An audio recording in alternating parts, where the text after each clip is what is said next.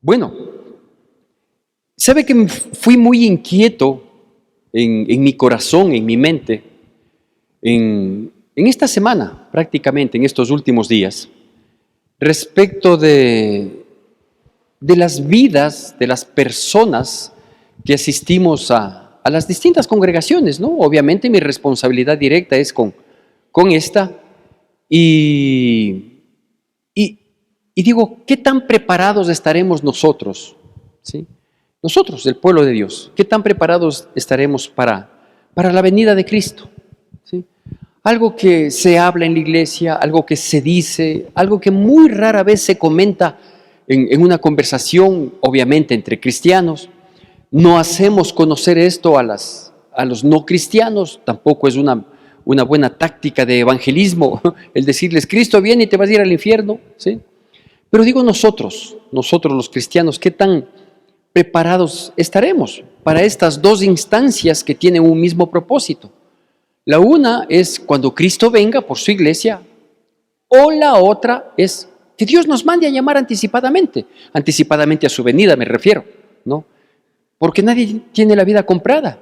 Hoy estamos y mañana no. La Biblia dice que la vida, allá en el libro de Santiago, que la vida es como la neblina que hoy está y mañana se desvanece. Entonces, ¿qué tan preparados estamos? ¿Y por qué le digo esta inquietud? Porque a pesar de que no estoy leyendo ese libro de la Biblia, estoy leyendo Ezequiel, pero me inquieté y revisé uno de los libros del Nuevo Testamento, y que habla de es una carta de Pablo dirigido a los cristianos en una ciudad bastante conflictiva, ¿sí? Y me refiero a la primera carta a los Corintios, El contexto general de esta carta, en realidad, tiene varios temas que a la postre conjugan en un gran tema que es la reprensión. Esta carta, la primera carta a los Corintios, reprende a los cristianos que asistían a la iglesia de esa ciudad. Una ciudad como la gran mayoría de las ciudades romanas, pecaminosa en extrema en actos de inmoralidad, ¿sí? Éfeso era quizás la peor, pero las otras ciudades no es que no tenían este pecado o lo tenían en menor magnitud, no. De hecho, el Imperio Romano se autodestruyó, porque nunca fue conquistado el Imperio Romano se autodestruyó por su pecado, y el principal pecado, o los principales pecados fueron la inmoralidad y la corrupción. Tome en cuenta esto, ¿no? Porque ese es el pecado que hoy prima, la inmoralidad y la corrupción. Pero bueno, no vamos a hacer un estudio comparativo profético, aunque lo hay. Este pecado de inmoralidad que había en todo el Imperio Romano, y que en Corinto no era diferente. Si en Éfeso el gran pretexto era Diana, la diosa de los efesios, ¿sí? En Corinto era Afrodita, y la situación era muy, muy similar. La mayoría, o mejor dicho, los iniciales asistentes a la iglesia cristiana, después de la visita de Pablo, levantando la iglesia, no fueron precisamente los judíos, como en muchas otras iglesias que Pablo iba levantando, sino más bien fueron gente no judía, o lo que la Biblia lo llama los gentiles, ¿no es cierto? Entonces, los judíos, a pesar del impedimento espiritual al que se veían expuestos para no aceptar a Jesucristo como el Mesías, al menos tenían normas espirituales, los judíos. Trataban de manejarse de acuerdo a la ley de Moisés o al Antiguo Testamento, lo que para nosotros correspondería, pero los gentiles no. Los gentiles no tenían ni Dios ni ley.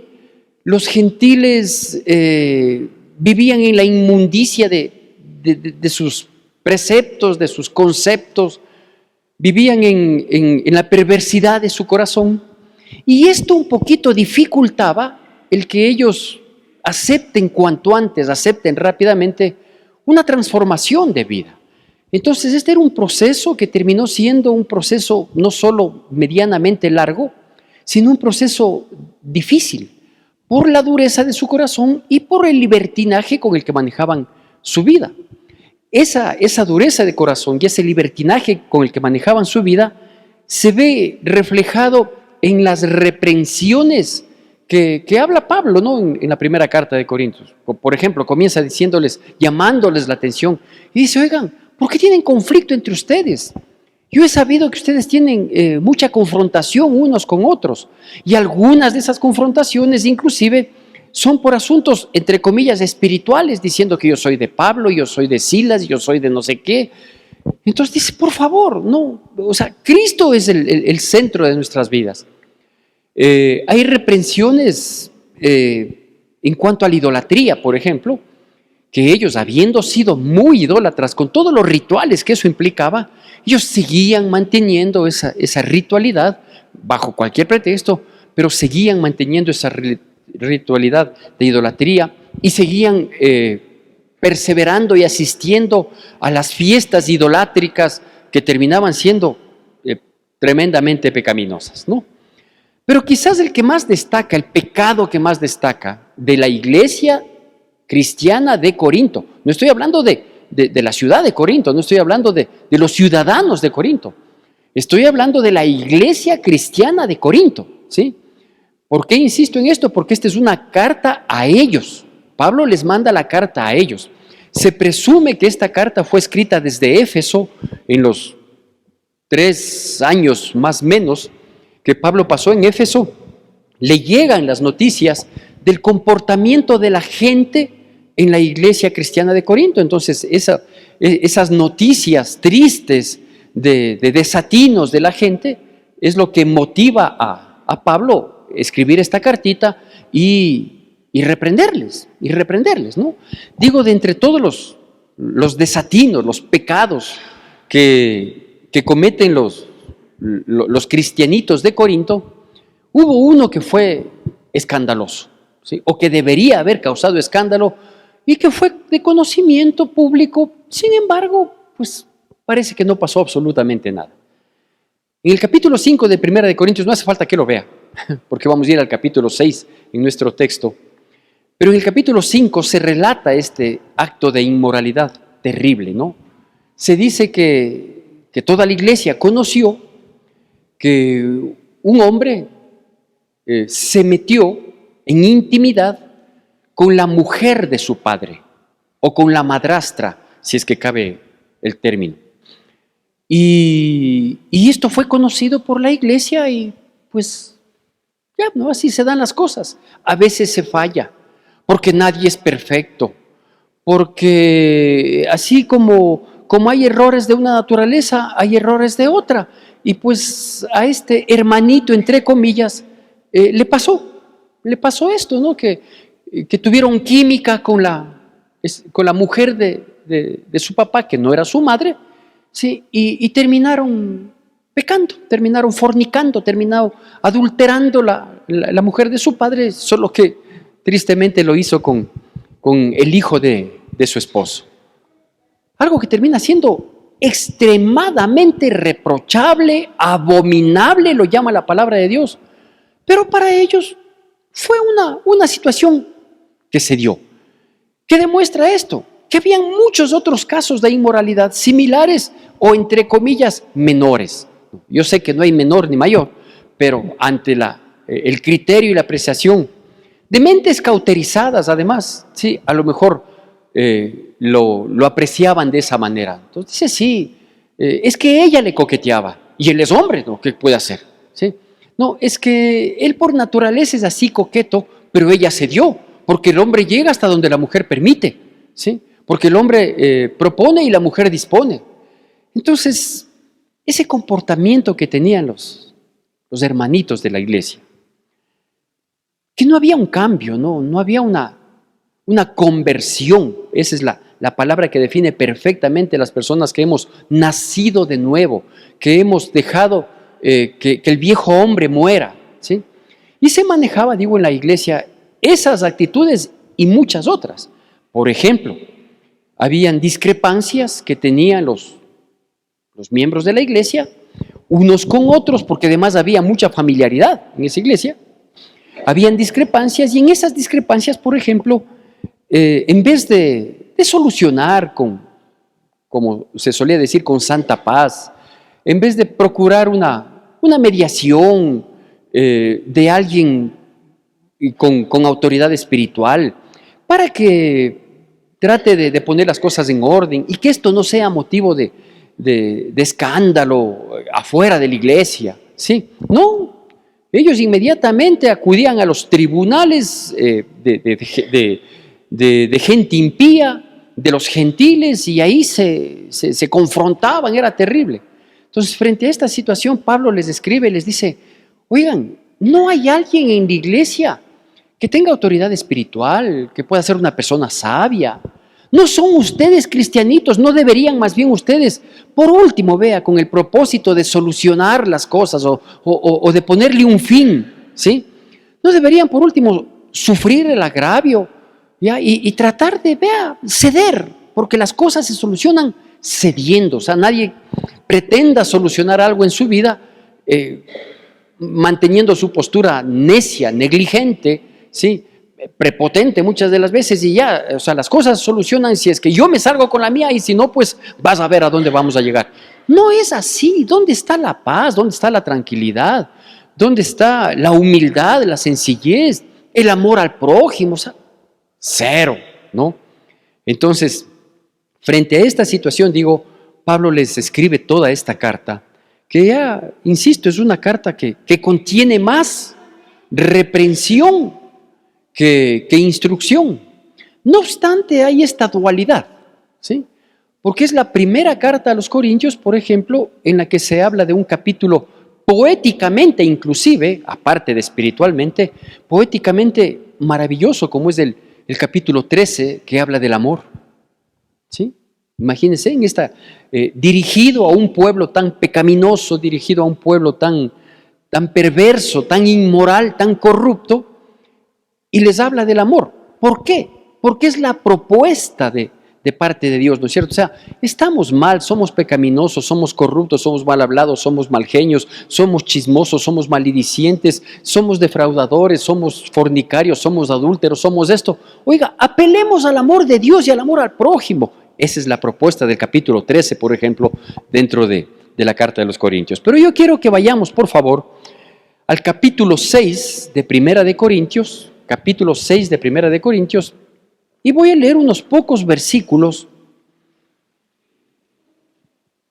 que son la exhortación medular, digamos, en cuanto a la reprensión que se hace a los cristianos. A los cristianos. Insisto, esto no fue una carta para que se lea en una plaza pública a los ciudadanos de Corinto, no, era a los cristianos de Corinto. Y dice así, Primera de Corintios capítulo 6, versículos del 9 al 11. Hago yo la lectura de la palabra, le pido por favor que usted siga con atención y con la debida reverencia a la palabra de Dios. Primera de Corintios, capítulo 6, versículos del 9 al 11. ¿Tenemos todos? Hago la lectura. Atención y reverencia para la misma. Dice, ¿no sabéis que los injustos no heredarán el reino de Dios? No erréis, ni los fornicarios, ni los idólatras, ni los adúlteros, ni los afeminados, ni los que se echan con varones, ni los ladrones, ni los avaros, ni los borrachos, ni los maledicientes, ni los estafadores heredarán el reino de Dios. Y esto eras a algunos, mas ya habéis sido lavados, ya habéis sido santificados, ya habéis sido justificados en el nombre del Señor Jesús y por el Espíritu de nuestro Dios. ¿Sí? Entonces, imagínese que se tenga que decir esto dentro de una iglesia en la que se supone que ese tipo de actitudes y otras similares, sí, ya deberían haber quedado atrás, ya deberían haber quedado, no digo en el olvido, porque uno siempre recordará la vida pecaminosa y que es vergonzosa, pero sostenida y sustentada por la nueva vida en Cristo Jesús. Es decir, mis pecados, mis falencias y lo aborrecible de mi comportamiento ya queda atrás, que si alguien que no me ha visto últimamente en mis últimos 30 años de vida, me dice, qué terrible que eras tú, no, Santiago, tú eras, pero así asado, cocinado, sí, que aparte de la vergüenza que termina causando, sí, más bien sea motivo de gratitud a Dios y decir, exactamente, yo era así, pero Dios, como dice el versículo 11, ya me ha lavado, ¿sí? Dios ya me ha santificado y Dios ya me ha justificado, ¿sí? Pero ellos no. Entonces aquí viene mi preocupación. Son gente que asiste a la iglesia y que podríamos encasillar en cualquiera de esas actitudes, en una o más de ellas. Y venimos a la iglesia y a veces estamos convencidos de que vamos bien, espiritualmente hablando, ¿no? Porque yo no he matado, yo no he robado, yo no le hago daño a nadie, porque a mí nadie me tiene que juzgar porque solo Dios sabe, porque Dios sabe que yo soy humano y lo que hago y cómo me manejo son faltas humanas, pues porque no hay gente perfecta. Bueno, ese tipo de autoconsuelos que solemos tener los seres humanos reflejan en primer lugar una mediocridad espiritual. Es decir, no muestran el deseo ferviente de procurar la santidad, la integridad. Sí, no muestran, sino más bien muestran una conformidad. Sí, es que así somos, es que somos seres humanos. Sí, ¿y quién hay perfecto? Solo Dios. Entonces, como solo es perfecto, yo viviré en mi imperfección y seguiré siendo lo mismo, solo que cambiando de religión. Sí, porque antes tenía esta postura religiosa o antes ni siquiera creía en Dios y ahora voy a la iglesia. ¿A quién no le atrae una iglesia con los cánticos que aquí tenemos y con las voces que aquí Dios nos ha regalado, esos dones en las personas que aquí intervienen en la alabanza? ¿Sí? Pero eso no es ser cristiano.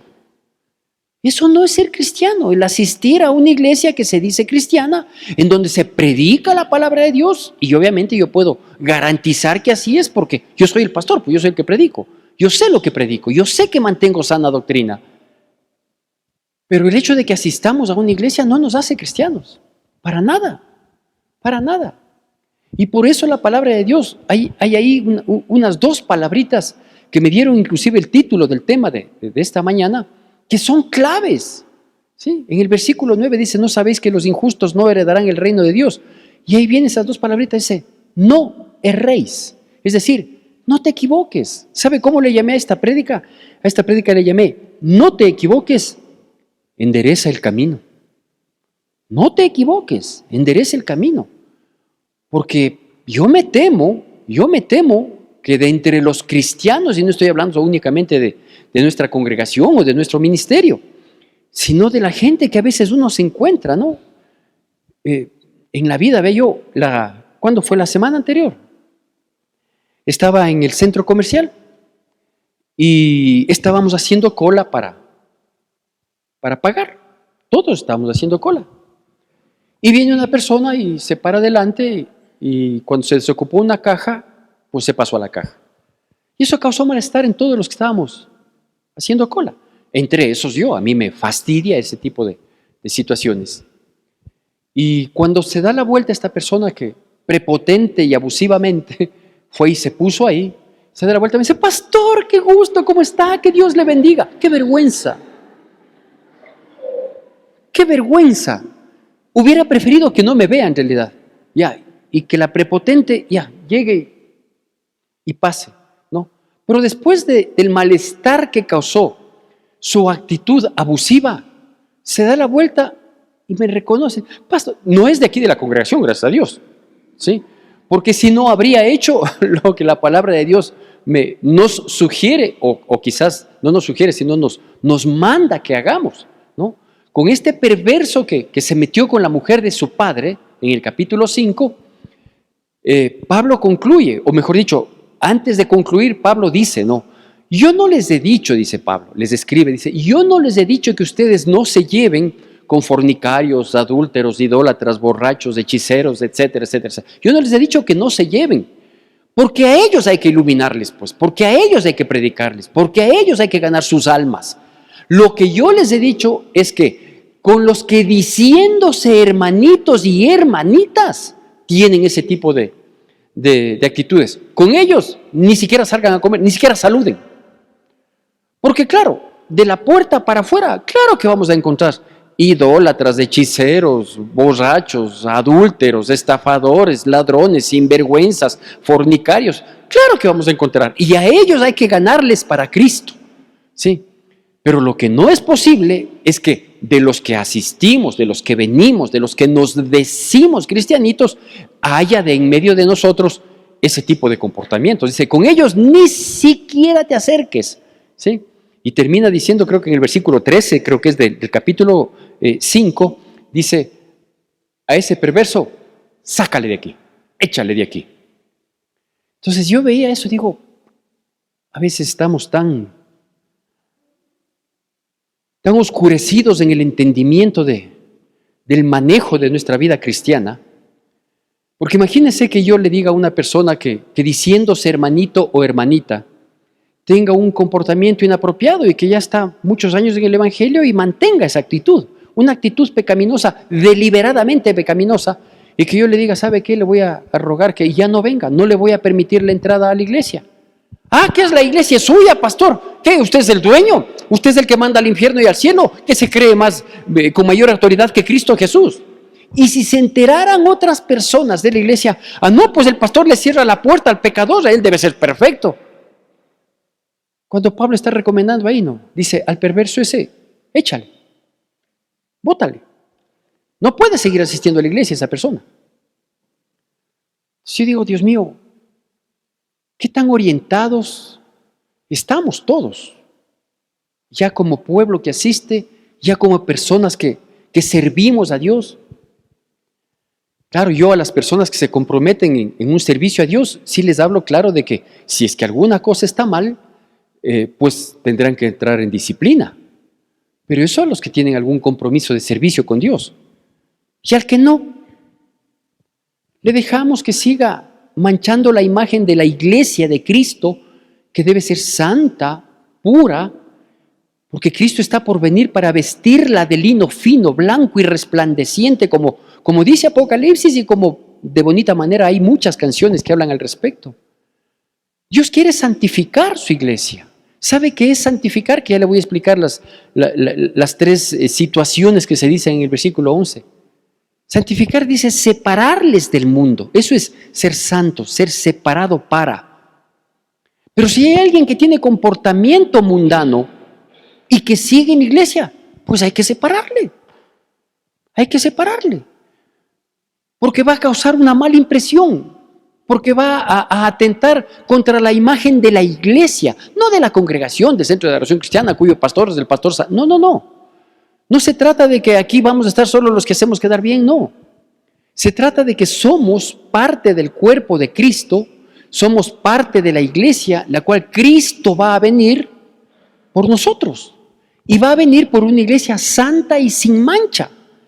De tal manera que esas autocompasiones o autojustificativos de que no, o sea, no es para tanto, no hay que ser tan radical, ni el pastor ha de ser así. Y claro, uno queda bien cuando se compara con los peores, ¿no? ¿Sí? Cuando hay un perfecto con quien tenemos no que compararnos, sino que tratar de reflejarnos, que es Cristo Jesús. Porque nosotros somos cristianos, no somos santiaguinos para decir, yo me comparo con el pastor Santiago y termino siendo yo más santo que él. A lo mejor sí, pero yo no morí por usted. Yo no le salvé a usted. Yo no soy un medio para llevarle al cielo a usted. No, no lo soy. Yo soy un hombre fallido y pecador. Y a mí esta palabra me exhorta. Porque vea, yo no soy fornicario, gracias a Dios. Yo no soy adúltero, pero puedo ser injusto. ¿O no? ¿Sí? Yo no soy ni afeminado, ni me he hecho con varones. Ahí está el sodomismo, que está sancionado en la palabra de Dios y dice, ellos no heredarán el reino de Dios. Y no solo dice los que se echan con varones, es decir, los que tienen intimidad del mismo sexo, que es la homosexualidad, el lesbianismo, sino aún los afeminados, es decir, los que tienen el gesto, tampoco entrarán en el reino de los cielos. Porque no solo tiene esa manera de ser, pero no, él es bien hombrecito o ella es bien mujercita. Pero esa gesticulación ya desdice de un cristiano. No lo digo yo, lo dice la Biblia. Acabamos de leer. ¿Sí? Por eso digo, a lo mejor no nos identificamos o no nos encasillamos en alguna de estas actitudes, pero podemos encasillarnos en otras. Por eso me voy a permitir repetirle los versículos 9 y 10 con alguna pausa. ¿No sabéis que los injustos no heredarán el reino de Dios? ¿Qué tal que yo sea injusto en mis decisiones, en mis apreciaciones, en mi actitud con otras personas, en mis relaciones con otras personas? Que tenga privilegios para con unos y que no los tenga para con otros que están en la misma situación. Que yo dé una mayor atención a unos y no preste atención a otros. Soy injusto. Pastor, y por eso puede no heredar el reino de Dios. Yo prefiero presumir que sí para enmendar mi camino y corregir. Porque es así. Cuando alguien habla mal de otra persona sin conocer plenamente la situación y sin que tenga la autoridad o la autorización para hablar y hacer conocer de una equivocación de otras personas, es injusto. Es injusto. Es injusto que hablemos mal de la gente, porque no nos han contratado para proclamar los errores ajenos. Y los injustos no heredarán el reino de los cielos. Es decir, podemos asistir a la iglesia, ser perseverantes todos los domingos, cuando vamos a faltar, advertirle al pastor, decir, Pastor Santi, no voy a venir por X domingos porque voy a salir fuera de la ciudad o del país. Y uno dice, qué bueno que comuniquen esto, porque eso me hace notar a mí, ¿sí? Como hombre fallido, limitado, me hace notar a mí que se sienten parte de la familia de nuestra congregación. Pero eso no quiere decir que nosotros vamos a ir al cielo, cuando el propósito de la vida cristiana es uno, estar un día en la presencia de Dios y por la eternidad. ¿Y por qué quiero o puedo estar ahí? Sí, porque alguien me abrió la puerta. Y el que me abrió la puerta se llama Cristo Jesús, el Rey de Gloria, que murió por mis pecados para darme la apertura a que yo pueda estar un día en su presencia y por la eternidad. Aunque mis hechos pasados no justifican ese privilegio, esa bendición, esa oportunidad que Dios me está dando. Pero estoy desperdiciando esa oportunidad si yo soy injusto, si yo soy fornicario, si yo soy idólatra. Y le voy a dar un ejemplo de idolatría, ¿no? O sea, hay gente que todavía mantiene cierta anuencia con actos idolátricos de nuestra antigua religión, quienes venimos de la religión tradicional. Siguen teniendo sus muñequitos, sus amuletos, siguen participando de fiestas espirituales, entre comillas, que nada tienen que ver con la palabra de Dios. Y seguimos participando. ¿Por qué? Porque nos gusta la vida social. Porque nos gusta la vida social. Entonces, como hay tal evento que sobre pretexto de ser religioso luego termina en vida social, entonces participo. Bienaventurado aquel que no se condena con lo que aprueba, dice la palabra de Dios. Romanos 14:22, si mal no recuerdo. Y somos idólatras, por un lado. O por otro lado, dice, no, yo ya no tengo que ver nada con las imágenes, ya no tengo que ver nada con nada de la idolatría. Gracias a Dios, Dios me abrió los ojos, ¿sí? Y cuando te juegas el físico, ¿sí?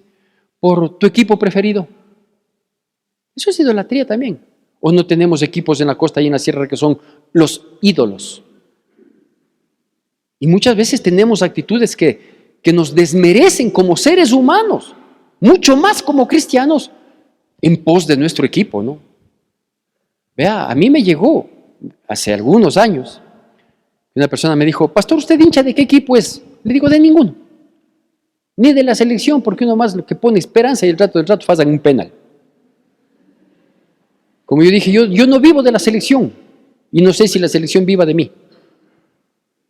Me dice, porque el otro día dice una persona de la congregación y que es de los que va con la camiseta cuando juega el equipo de su preferencia y todo. Dice, se pegó una pizza con uno del equipo contrario.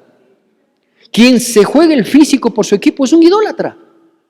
Porque si alguien le hubiera dicho, cristiano sin vergüenza, no se enfrentaba de la misma manera. Por Cristo no se juega, sí, pero por el equipo sí. Y la última, para los idólatras. Yo no sé cuándo viene X cantante, creo que viene febrero o marzo, ¿sí? Un cantante como la mayoría, no quiero juzgar, espero no ser injusto en este sentido. Varios matrimonios, hijos por todos lados, borrachos, drogadictos, pero artistas. Y por lo tanto, hay que enloquecer. Creo que viene el próximo año. Cierto es que el tiempo pasa raudo y estamos ya a vísperas de entrar en el último trimestre del año, pero ya no hay entradas. Ya no hay entradas. Y no son baratas. Y no son baratas. Y ahí estamos, ¿no? Ya, mete la tarjeta 12 meses. Sí. Si yo le dijera, hermanos, podemos hacer una colecta, no estoy diciendo, ¿sí? Pero si yo dijera a propósito de la loquera y de la idolatría por los artistas, que cuando vienen estamos dispuestos a pagar lo que sea. Ahora se compra en línea. Antes de que se compre en línea eran las grandes colas, ¿no? Llueva, trueno, relampagué, colas y colas, cuadras de colas, ¿sí? Para comprar una entrada, ¿sí? Y cuando tenían, ya tengo, y llamaba por teléfono, ya tengo la entrada, qué bestia, 3 horas en el solazo. ¿Por Cristo harías algo así? ¿Qué va? ¿Qué va? Por favor. Ya le digo, creo que viene febrero, marzo, no sé, del próximo año. Que no voy a decir el nombre porque mucho honor sería para un malviviente que se le mencione el nombre en la casa de Dios. Pero ya las entradas están todas vendidas, agotadas, ¿sí? Y no cuesta, digo, pues, $2 o 2 por 1, no. $400, $500. Si yo dijera, hermanos, todavía no he pagado el impuesto predial de este año de aquí, porque no hay, no existe. Alguien diría, no, pues hagamos cuota, no compremos la entrada para con él y más bien colaboremos con la iglesia para que el pastor pueda pagar, porque ya termina el año y se le acumulan 2 años de impuesto predial. Y si uno no pudo pagar, lo más probable es que el próximo año el pastor vende el carro para pagar el impuesto predial. ¿Qué manera tiene el pastor de pedir plata, no? ¿Qué pilas que es? Porque para eso sí es un pilas del pastor. No, solo estoy haciendo notar la idolatría en la que caemos los hermanitos, ¿sí? Ni los adúlteros, ni los afeminados, ni los que se echan con varones, ni los ladrones. No creo que haga falta mucha explicación al respecto. Ladrón es el que se apropia de lo ajeno, ¿sí? A veces de manera camuflada, a veces mostrando su inocencia. Yo no hice nada. Yo solo hice mi parte y me gané. Yo no hice nada. Sí, claro, no es que le pusiste una pistola en la frente, que es muy común, tristemente, hoy en nuestra sociedad.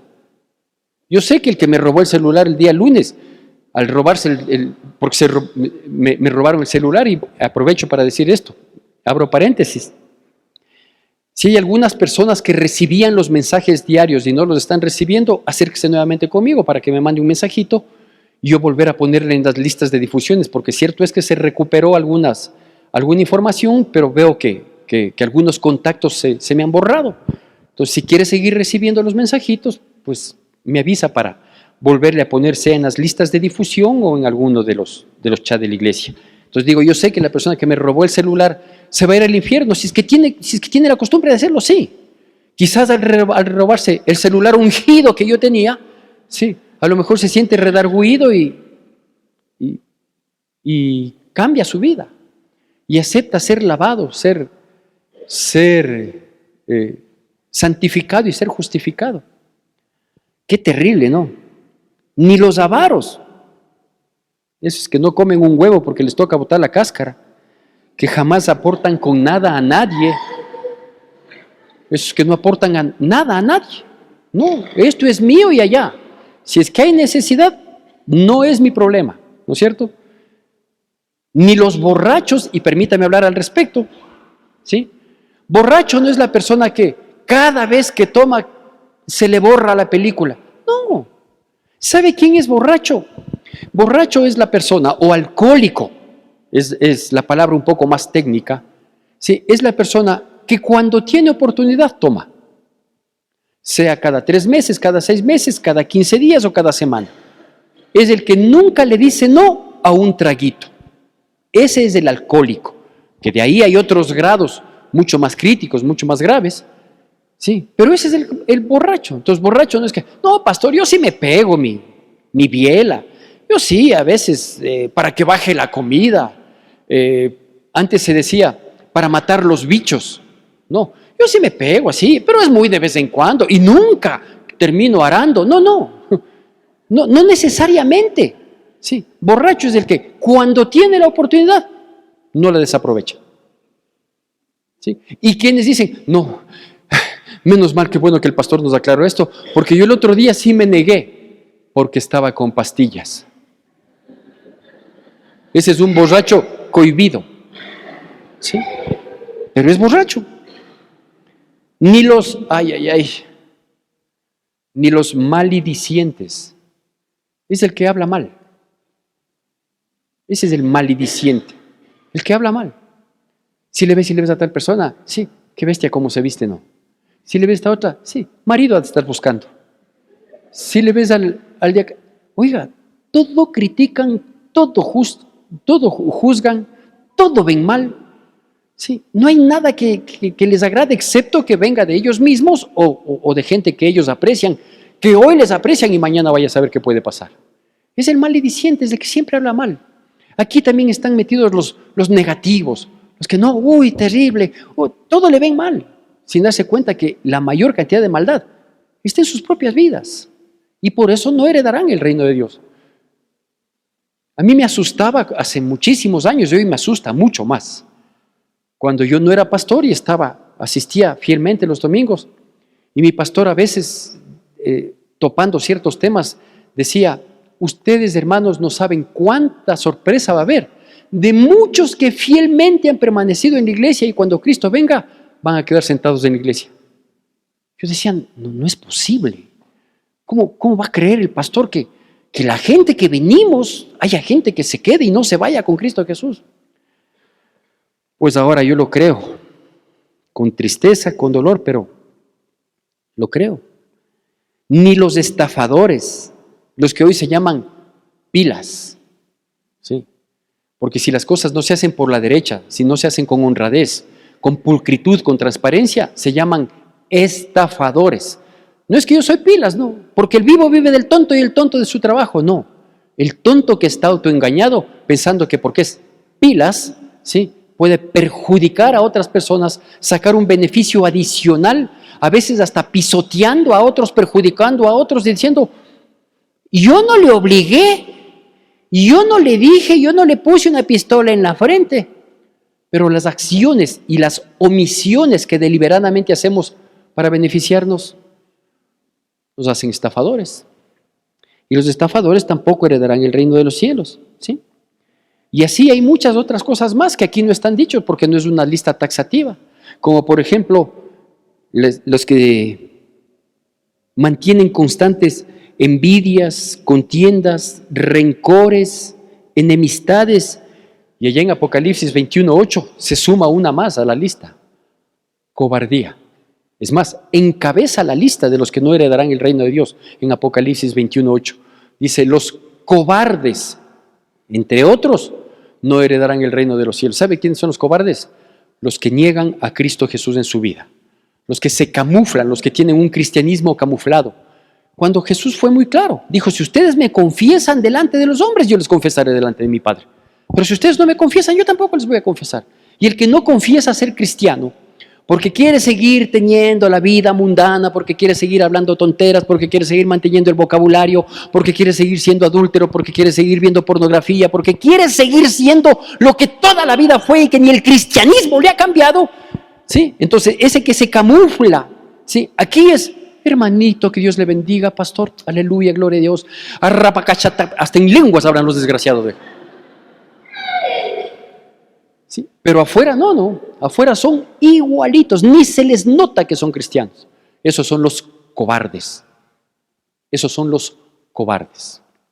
Mis queridos hermanos, no nos equivoquemos, enmendemos, enderecemos el camino. Porque nosotros ya fuimos lavados por la palabra de Dios. Pero si usted no lee, si usted no escucha, si usted viene y no presta atención, nunca va a ser lavado. Hoy mismo Dios nos está lavando con su palabra. Pero si usted sale y dice, me vale, ¿sí? Nunca va a ser lavado. Por lo tanto, nunca va a tener lucidez en el entendimiento espiritual de cómo Dios quiere manejar nuestras vidas. Dios dice que ya nos ha santificado. Versículo 11, estoy predicando ya para concluir. ¿Sí? Santificado. Santificar significa esto, separar. ¿Sí? Y nosotros debemos no solo notar nosotros, sino hacer notar, o mejor dicho, que la gente afuera note que somos separados del mundo, que no somos igual a ellos, pues. Que si nos reímos como ellos se ríen, pero ellos se ríen de cosas inapropiadas, nosotros nos reímos de chistes sanos, porque sí hay cómo hacer chistes sanos. Sí podemos tener vida social, pero sana. Escoger con quién nos juntamos y con quién no nos juntamos, con quién nos conviene y con quién no nos conviene. ¿Por qué? Porque nosotros somos santificados, separados. Y Dios toma así, ¿no? A muchas personas les quiere lavar y a todos ellos les quiere separar, ¿sí? Pero muchos son los escogidos, muchos son los llamados, pocos los escogidos. Y aún de entre los escogidos, muchos serán engañados, dice la palabra. Entonces, de todos los que un día hemos recibido la palabra de Dios para lavar nuestras vidas con su bendita palabra, ¿sí?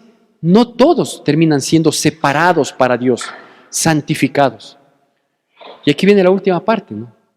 Porque solo los justificados entraremos un día en la presencia de Dios. Yo espero estar entre ellos, que Dios me redarguya, que Dios me cambie, me transforme, todo lo que tenga que hacer en mi vida. Porque yo quiero un día llegar ante la presencia de Dios. No voy a escuchar esto, pero para que usted me entienda lo voy a decir de esta manera. Si no es que voy a decir, Santiago, tú has sido un terrible y que me salga un sinnúmero de pecados. Y que cuando ya está lista mi sentencia de condenación eterna, diga, pero la sangre de Cristo te ha limpiado y tú has permanecido lavado, porque seguiste la instrucción de la palabra, porque tomaste con seriedad tu cristianismo, entonces estás justificado. En lo poco has sido fiel, en lo mucho te pondré, entra al gozo de tu Señor. Porque la justificación es la que nos va a hacer entrar en el reino de los cielos. Mis hermanos, no te equivoques. Endereza el camino. Permítame terminar con una oración. Y ahí donde usted está, si quiere sumarse, por favor, bien puede hacerlo. Papito Dios, precioso Señor, yo te doy gracias infinita, Padre Santo, por tu palabra preciosa que habla claramente a nuestras vidas, a nuestros corazones, y entiendo que es tu infinito amor, el que aún, Señor, nos golpees con tu palabra, que tu palabra hoy ha sido una exhortación a nuestras vidas, pero yo sé que tú lo haces por amor, porque quieres que enderecemos la senda, que enderecemos el camino, que volvamos al primer amor, Señor, que ciertamente se ha perdido, porque hay tantas cosas importantes, trascendentes, urgentes en nuestras vidas, y tristemente tú no estás entre ellas, Señor, cuando tú deberías ser la máxima expresión de motivación, de adoración en nuestras vidas, mi Dios precioso. Todo lo que tú consideres que en mi vida tiene que ser transformado, cambiado, de tal manera de yo encasillar como un lavado, santificado y justificado, y no encasillar en cualquiera de los otros actitudes que ahí se dicen y muchas más similares a esas, Señor, me vayan a alejar de ti. Ayúdanos, mi Dios, cámbianos, transfórmanos, ayúdanos a ser decididos, comprometidos y orgullosos de llamarnos hijos de Dios. En el nombre precioso de Cristo Jesús te lo pedimos. Amén, amén y amén. Que Dios bendiga poderosamente sus vidas en Cristo Jesús.